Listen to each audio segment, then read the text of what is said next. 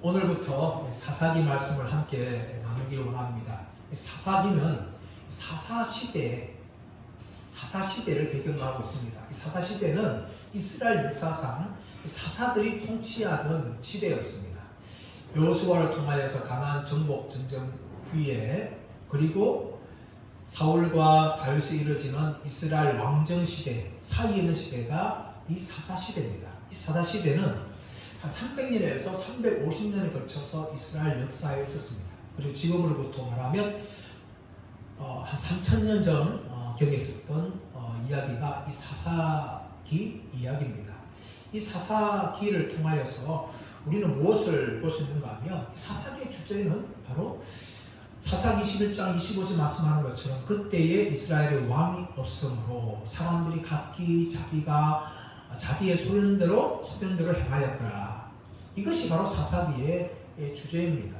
다시 말하면 사사기에 왕이 없다고 이야기하고 있는데, 사울과 다윗과 같은 왕정 시대이기 때문에 왕이 없다는 것도 이해가 가지만, 이 왕은 누굴 말하는가 하면 하나님이 왕이신데 하나님을 왕으로 섬기지 않는 그런 시대라는 것을 우리가 알 수가 있습니다. 그때 이스라엘 왕이 없으므로 사람들이 각기 소견대로 행하였더라. 이것이 사사기의 주제였습니다. 그런데 이런 사사시대의 특징은 하필이면 오늘날 우리 시대와 얼마나 유사한지 모릅니다. 우리 시대도 각기 사람들이 자기가 원하는 대로 그렇게 살아가고 있습니다. 그리고 수많은 신들을 섬기며 살아가는 시대가 바로 우리 시대예요. 하나님을 섬기는 것이 아니라 하나님 외에 다른 수많은 신들을 사람들은 섬기고 있습니다. 우리나라도 얼마나 많은 우상들이 많습니까? 인도나 그리고 일본에 가면 정말 많은 우상들을 섬깁니다. 눈에 보이고 또 사람들이 만들어내고 사람들이 그리는 그림으로 신들이 그렇게 존재합니다.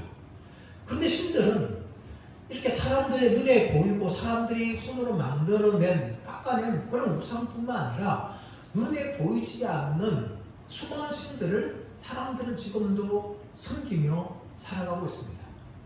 사람들은 돈이라는 신을 섬기고 있고, 사람들은 건강이라는 신을 섬기고 있고, 또 사람들은 아름다움이라는 신을 섬기고 있고, 또 사람들은 권력과 명예라는 신을 섬기고 있습니다. 또 사람들은 자식이라는 신을 섬기고 있고, 심지어 자기 자신을 신으로 섬기고 있습니다. 이것이 바로 이 시대의 특징이에요. 이런 시대의 특징은 사사시대와 별 차이가 없다는 것을 우리가 알 수가 있습니다. 이 사사시대가 바로 오늘날 우리의 시대라는 것을 성경이 우리에게 말하고 있습니다. 여호수아 이 전복 전쟁을 통하여서 이스라엘 백성들은 가나안 땅에 들어갔습니다. 그 가나안 땅에는 이미 가나안 족속이 있었고, 또 가나안 사람을 섬겼던 수많은 신들이 있었습니다. 그래서 이스라엘 백성들은 결단을 해야 됐었어요. 그 가나안 땅에서 오직 하나님만을 섬기고 하나님의 말씀만 따라 살 것인지, 아니면 가나안 사람들을 쫓아서 가나안의 풍습을 따라 가나안 신들을 섬기며 살아갈 것인지, 그것을 결정을 하면서 살아가야 했었습니다. 그러나 우리가 살펴보는 이 사사 시대는 하나님만을 섬기고 하나님만을 왕으로 섬기지 않고 가나안 사람들의 풍습을 쫓아서 가나안 신들을 섬겼다가 하나님의 심판을 받고 또 부르짖어서 하나님의 사사를 보내서 구원해 주는 그런 것들이 반복되어지는 역사라는 것을 보여줍니다. 철저하게 이스라엘 백성들의 영적인 실패를 이 사사기는 기록을 하고 있습니다. 그러므로 우리도 이 말씀을 읽으면서 또 들으면서 우리가 무엇을 결단해야 됩니까? 이 사사시대처럼 이스라엘 백성들이 하나님을 섬기지 않고 우상을 섬기며 살아갔듯이 그렇게 살아갈 것인가? 아니면 이 시대에도 우리가 변함없이 만왕의 왕이신 하나님을 섬기며 살아갈 것인지, 이것을 우리가 생각하며 믿음으로 결단하며 살아가시는 저와 여러분들 되시기를 예수의 이름으로 축원합니다. 1절 말씀 보시면 이렇게 시작합니다. 여호수아가 죽은 후에. 여러분, 여호수아가 누굽니까? 이스라엘 역사 상복에 되어지면 모세 이후로 가장 위대한 지도자가 여호수아였어요. 민수기 13장 14절 말씀 보시면 이 여호수아가 젊을 때에 12지파의 정탐꾼으로 뽑히죠. 대표로 뽑힙니다. 에브람 지파를 대표해서 여호수아가, 또 유다 지파를 대표해서 갈렙이, 또 다른 지파 각각 12명의 이 정탐꾼이 대표로 뽑혀서 40일 동안 가나안 땅을 정탐을 합니다. 그리고 40일 동안 정탐 후에 돌아와서 그들이 했던 보고는 두 가지로 나누어지죠. 여호수아와 갈렙 외에 나머지 10명의 지파의 정탐꾼들은 부정적인 보고를 합니다. 그 땅은 정말 적과 꿀이 흐르는 땅이었지만 그 땅에 거인도 있어서 우리는 그들 앞에 메뚜기에 불과하다. 그렇게 10명의 정탐꾼이 보고를 합니다.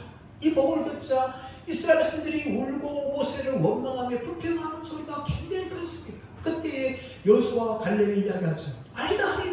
비록 그곳에는 아람처럼 살고 있지만 하나님이 우리와 함께 하시면 그들은 우리의 먹이다, 우리의 밥이다. 그렇게 믿음의 고백을 했던 사람이 이 여호수아였어요. 그래서 40년 광야에 여호수아와 갈렙만이 살아남고 가나안 땅에 들어가게 되었습니다. 그리고 여호수아서 1장 1절 말씀 보시면 여호와의 종 모세가 죽은 후에 하나님께서 여호수아를 부르셔서 가나안 전국 전쟁에 대한 명령을 여호수아에게 하십니다. 이 모세 이후로 이스라엘을 이끌어갔던 사람이 바로 여호수아였어요. 또 여호수아를 통하여서 이스라엘은 이 가나안 전국 전쟁을 아주 훌륭하게 잘 감당합니다. 근데 이렇게 훌륭했던 여호수아가 죽었어요. 그러므로 이스라엘 백성들은 지금 불안함과 염려와 두려움 가운데 그들은 있을 수밖에 없었습니다. 그러나 여러분, 이 여호수아가 죽은 후에 하는 것은 단지 이스라엘 백성들이 지금 처한 상황을 설명한 것이 아니에요. 이 말은 무엇보다 중요한 것은 무엇인가 하면 인간은 이 땅에서 다 사라지는 존재라는 것을 성경은 우리에게 알려주고 있습니다. 아무리 훌륭한 믿음의 영웅들이 할지라도 그들은 한때 하나님께 쓰임받았던 종들에 불과합니다.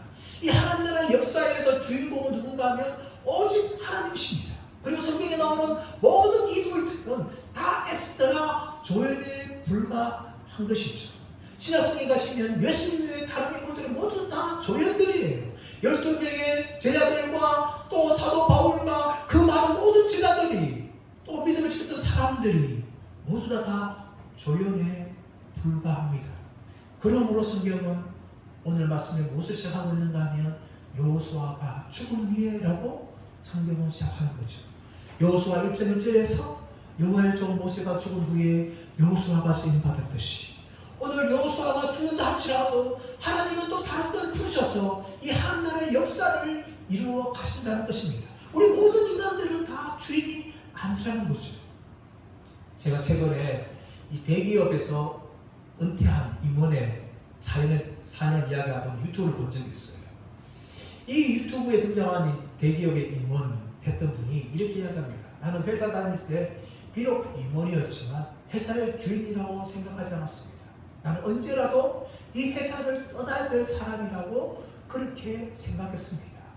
여러분, 대기업의 임원 정도 되면요, 막강한 대기업 안에서 특권을 누리고 또 권한을 가지고 또 그리고 많은 연봉을 누립니다. 그걸 누리다 보면 자신이 마치 그 회사의 주인처럼 그렇게 여기게 되지는 거죠. 그러나 여러분, 이 사람은 결코 그렇게 얘기하지 않습니다. 이어서 이야기합니다. 그런데 많은 사람들은 자신이 이 회사의 주인인 것처럼 생각합니다. 그러다가 회사에서 명예퇴직을 당할 때에 많은 상처를 받았습니다. 하지만 나는 결코 회사의 주인이 아니라 회사를 언젠가 떠나갈 사람을 생각했기 때문에 퇴직할 때도 결코 상처를 받지 않았습니다. 그렇게 이분이 그 유튜브에서 말한 내용을 보았습니다. 여러분, 영화나 드라마 보십시오. 주인공은 한 명입니다. 그 주인공 한 명 외에 나머지 모든 등장인물들은 다 조연들입니다. 조연들이 아무리 연기를 잘하고 아무리 연봉을 많이 받는다 할지라도 그 사람의 사명이 무엇인가 하면 주인공을 돋보게 하는 거예요. 주인공을 돋보게 하지 않는 것은 조연으로서 아무런 역할을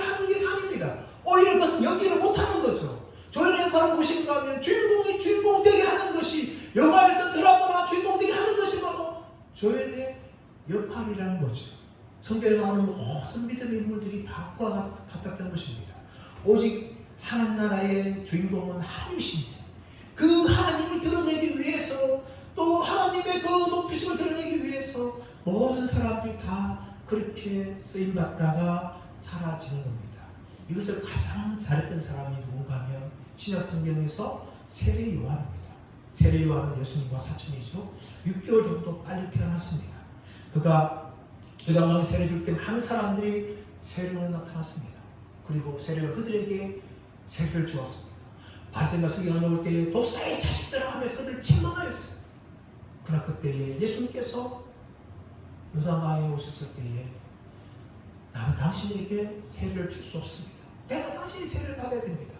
그러나 예수님 간청함을 통하여 세례 요한은 예수님에게 세례를 주었습니다. 세례 요한은 그가 한 사명이 무엇인가 하면 오직 예수님을 드러내는 데만 그 모든 초점을 맞추었어요. 예수님이 나타났을 때에 오라 세상들을 지구하는 하나님의 어린 양이로다 그렇게 이야기했고 많은 사람들이 내게보다 나보다 더 큰 이가 오시는데 나는 그의 신들배를 풀기도 감당하지 못한다 라고 이야기했던 사람이 바로 세례 요한이었습니다.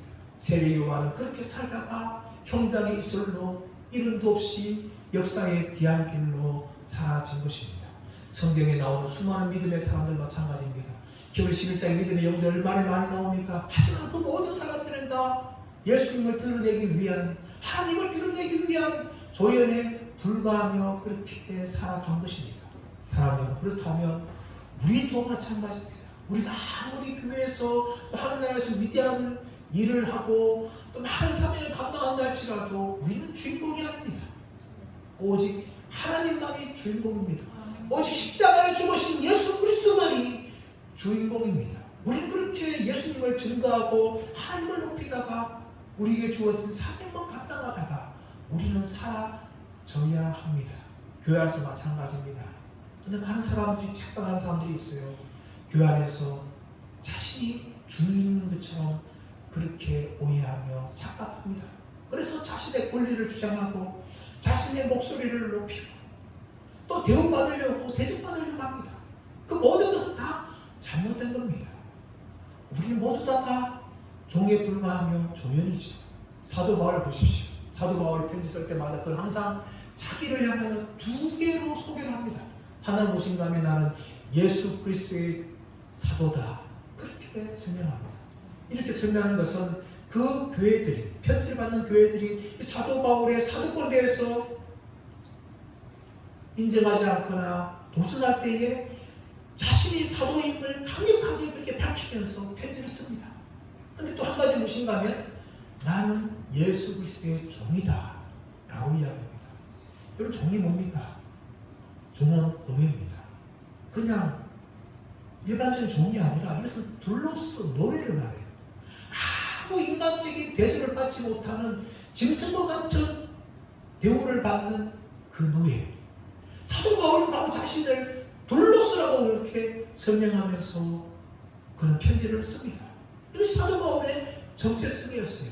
아무리 자신이 성경을 13권을 기록하고 갈 때마다 복음만이 증거하여서 한나라 확정한다 할지라도 사도 바울은 자신을 늘 나는 예수 그리스도의 노예다라고 그렇게 자신을 소개하였습니다. 그렇다면 우리를 누구라고 소개합니까? 우리는 주인이 아닙니다. 우리는 주인공도 아니고 조연에 불과합니다. 그리고 우리는 노예입니다.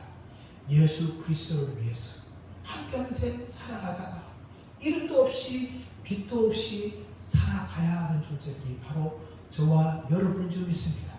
우리의 삶이 그런 삶이 되기를 간절히 바랍니다. 두 번째로 본문의 말씀은 유다의 불신앙과 불순종에 대해서 성경은 이야기합니다. 1절 말씀 계속 보시면 이스라엘 자손이 여호와께 여쭈어 우리 가운데 누가 먼저 올라가서 가나안 족속과 싸우리까 라고 말합니다. 여러분 이것을 보게 되어지면 이스라엘 사람들이 굉장히 믿음이 좋은 것처럼 그렇게 여겨집니다. 이스라엘 자손들이 여호와께 여쭈어서 우리 가운데 누가 먼저 올라가리까? 그래서 가나안 족속과 싸우리까? 그렇게 이야기하는 거죠. 그래서 보게 되지만 굉장히 이스라엘 자손들이 기도를 많이 하든지 또 하나님 뜻을 알기를 위해서 굉장히 겸손한 그런 태도를 보여주는 사람들이라고 우리는 생각할 수가 있습니다. 하지만 여러분, 이것은 그런 의미가 아니에요. 이것은 무엇인가 하면 이스라엘 백성들의 불순종을 이야기합니다. 여러분, 이 불신앙을 이야기하고 있는 거예요. 왜 이스라엘 백성들의 불신앙을 이야기합니까? 여호수아가 죽은 후에 그들은 두려움과 염려 가운데 있었어요. 그래서 하나님을 신뢰하지 못하는 거죠. 그래서 그들은 불안해하면서 하나님 뜻을 관당하면서 지금 하나님께 나와서 여쭙고 있는 것을 보여주고 있습니다. 그뿐만 아니라 이들은요, 하나님의 약속을 신뢰하지 않았습니다. 여러분, 이스라엘 자손들, 하나님께서 분명히 그들에게 다 말씀을 하셨어요. 이미 성경을 통하여서 다 말씀하셨어요.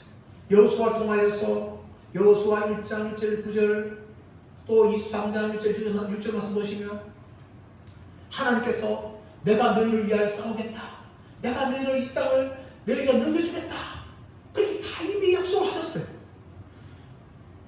그리고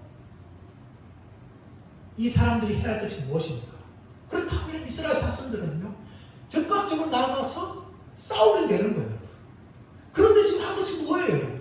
이 하나님 뜻을 분명히 성경에 나오는데 불구하고 이들은 주저하면서 우리 가운데 누가 먼저 올라가서 싸우리까? 그렇게 묻고 있는 거죠. 하나님 뜻을 모를 경우에는 얼마든지 그럴 수 있습니다. 여러분, 세상 사람들이 그렇지 않습니까? 세상 많은 사람들이 왜 부당을 찾아가며 왜 정죄를 찾아갑니까? 미래를 모르기 때문에. 미래를 모르기 때문에 불안하고 걱정스럽고 염려가 많기 때문에 두려움이 있기 때문에 전쟁을 찾아가고 무당을 찾아가는 거죠. 특별히 대선이라든지 국회의원 찾아올 때, 국회의원 선거할 때는 얼마나 많은 사람들이 찾아가는지 모릅니다.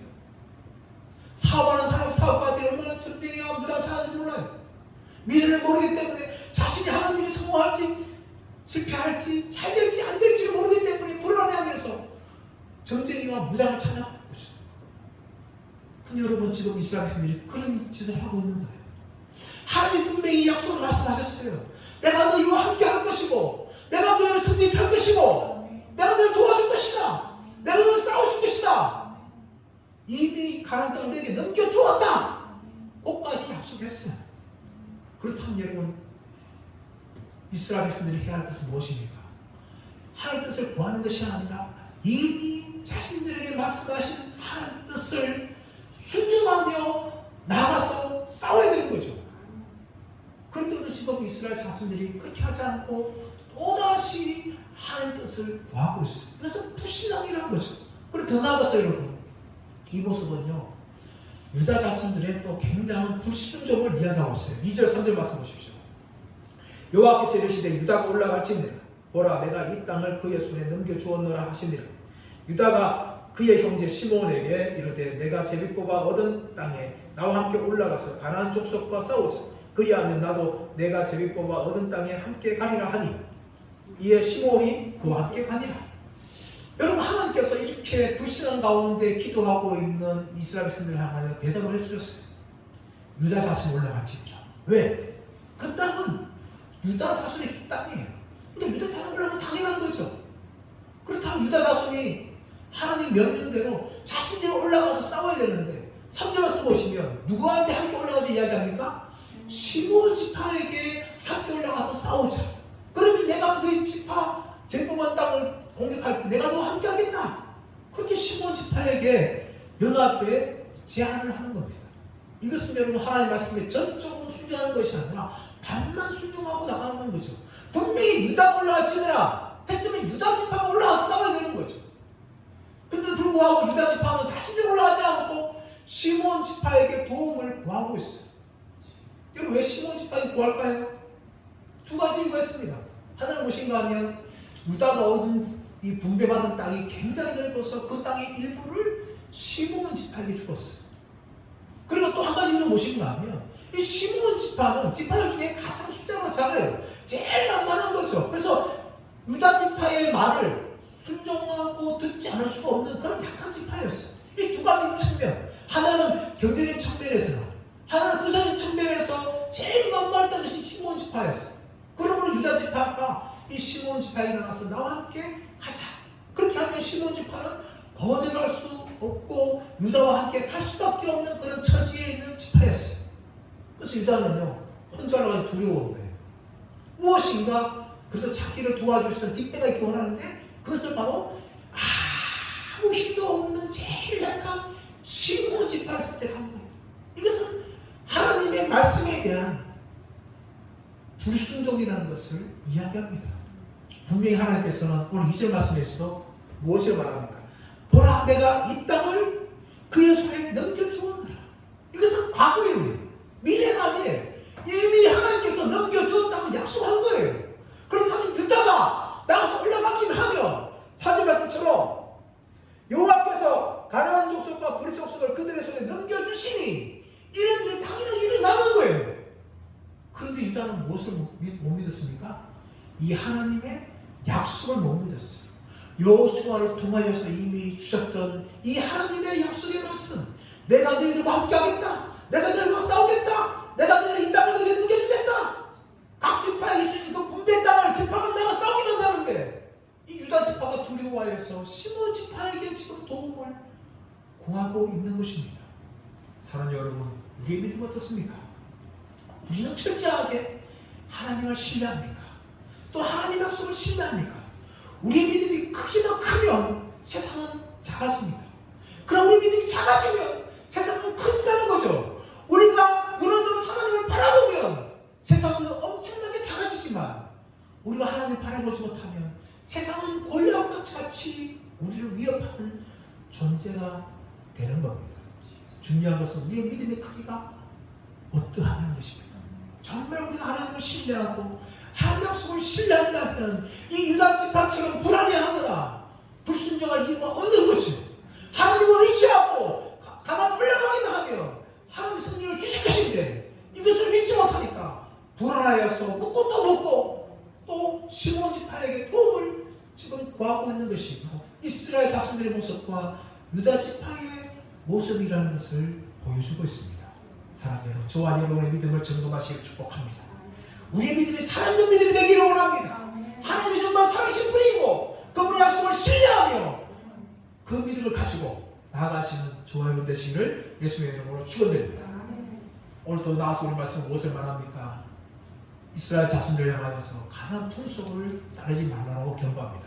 여러분 5절, 4절 후반절 쭉 보시면 5절까지 보시면 유다 자손들이 올라가서 승리를 거두죠. 특히 5절 말씀 보시면 또 베색에서 아도니 베색을 만나 그와 싸워서 가나안 족속과 브리스 족속을 죽이니. 이 아도니 베색, 베색이라면 앞에 나온 지명이죠. 베색을 지명하는 아도니는 주인을 의미합니다. 다시 말하면 이 아도니 베색은 이 왕의 이름이 아니라 왕을 이야기하는 통칭이죠. 베색을 다스리는 왕을 향하여서 아도니 베색이라고 부르는 거죠. 애굽의 왕을 바로가 부른 것처럼 이 아도니 베색을 불렀는데, 이 아도니 베색과 싸워서 그를 어떻게 합니까?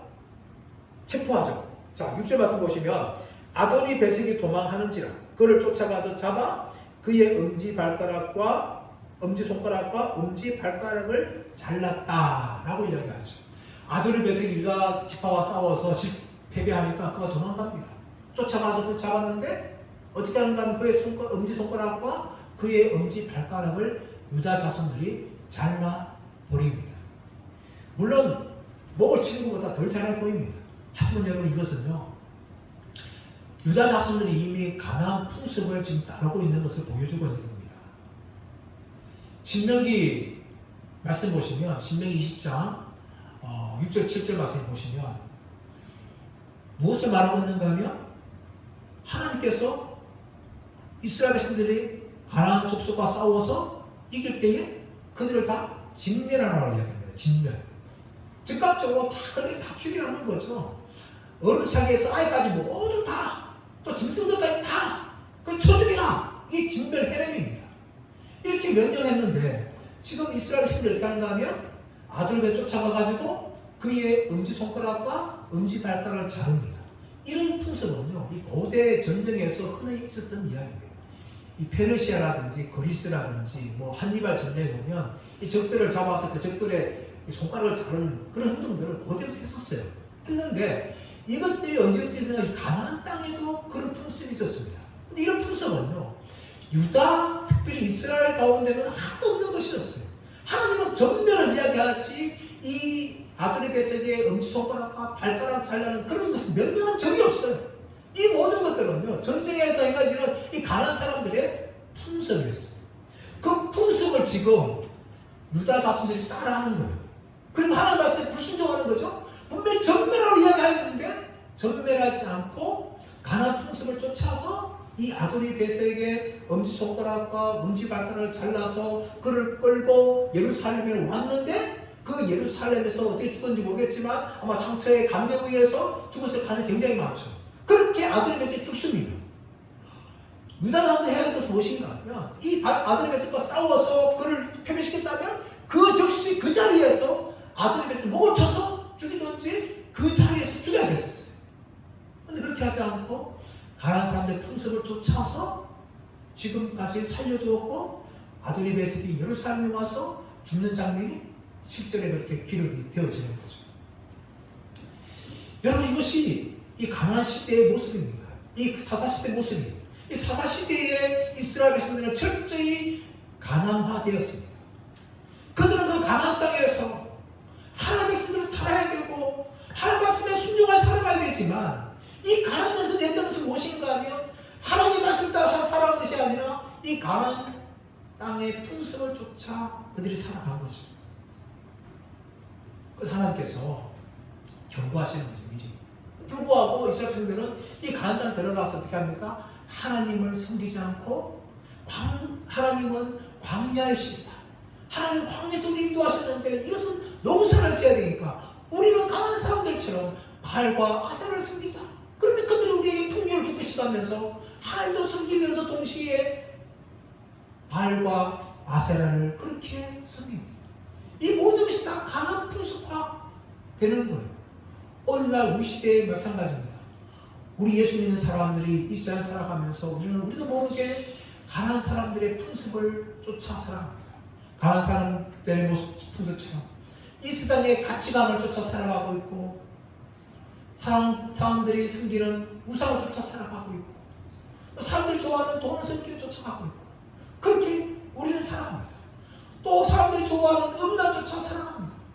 이렇게 살다가 많은 사람들이 믿음의 길을 떠나는 것이 얼마나 많은지 모릅니다.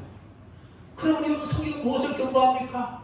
우리가 하나님의 백성이라면 가난한 사람들 쫓아 살지 않고 오직 하나님 쫓아 살아가길 힘쓰라고 성경 끊임없이 경고합니다. 특히 누구를 통해 경고합니까? 아브라함족과 롯을 통해 경고하죠. 롯은 삼촌인 아브라함과 이별하고 소돔과 고모라 땅을 선택해서 삽니다. 아주 살면서 그곳에서 아마 좀 높은 자리까지 올라간 것 같아요. 근데 어느 날 천사들이 그 집에 방문하는데 롯이 자식의 집으로 모시죠.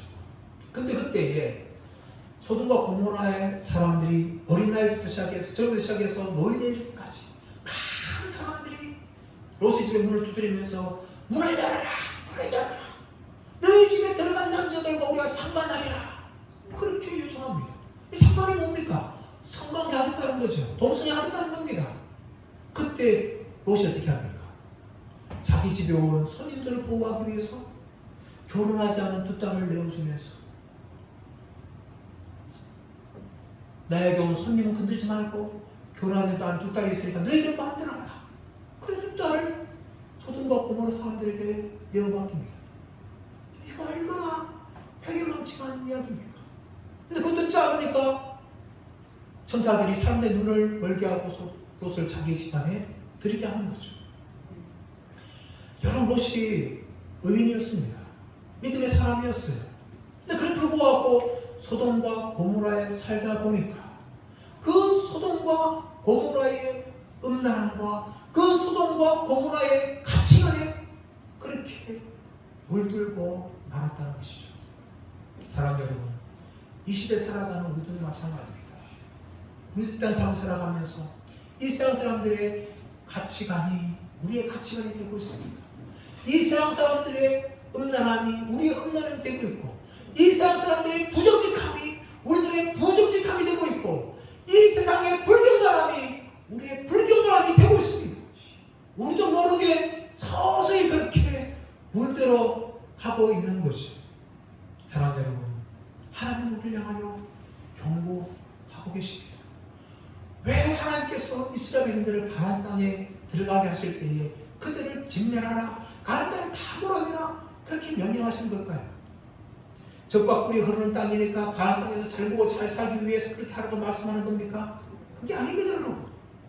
하나님께서 말씀하신 것은 가나안 사람들과 언약을 맺고 그들과 사귀고 그들과 통혼하여서 그들을 쫓아 살다가 하나님을 떠나서 우상을 섬길까봐 하나님이 가나안 족속들을 다 몰아내고 그들을 전멸시키라고 말씀하신 것입니다. 이런 도전은 우리도 있습니다. 우리 이 세상 살면서 사람들을 죽일 수는 없어요, 여러분. 하지만 여러분, 우리는 분명히 알아야 됩니다.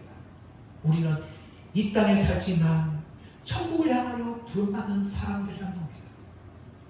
이 땅은 잠시 지나가는 것이지만 영원한 천국 백성이기 때문에 이 땅에 살면서 이 땅의 가치를 가지고 살아가는 것이 아니라 하나님 나라의 가치관 가지고 이 땅의 삶을 살아가야 될 존재가 바로 저와 여러분들인 겁니다. 여러분, 이런 점에서 사사시대는 실패를 보여주고 있습니다. 왜 실패를 기록하고 있습니까? 바로 저와 여러분들의 한 경고입니다. 하나님을 신뢰하지 못하고 하나님 말씀에 불순종할 때에 너희들도 이처럼 망하게 된다는 것을 저와 여러분들에게 경고하고 계신다는 겁니다. 사랑하는 여러분, 이 두려운 말씀을 받으시고 우리가 날마다 깨어있음을 통하여 하나님 말을 철저히 신뢰하고 하나님 약속의 말씀을 끝까지 붙들고 세상의 가치관을 거부하며 살아가시는 저와 여러분 되시기를 예수의 이름으로 축원합니다.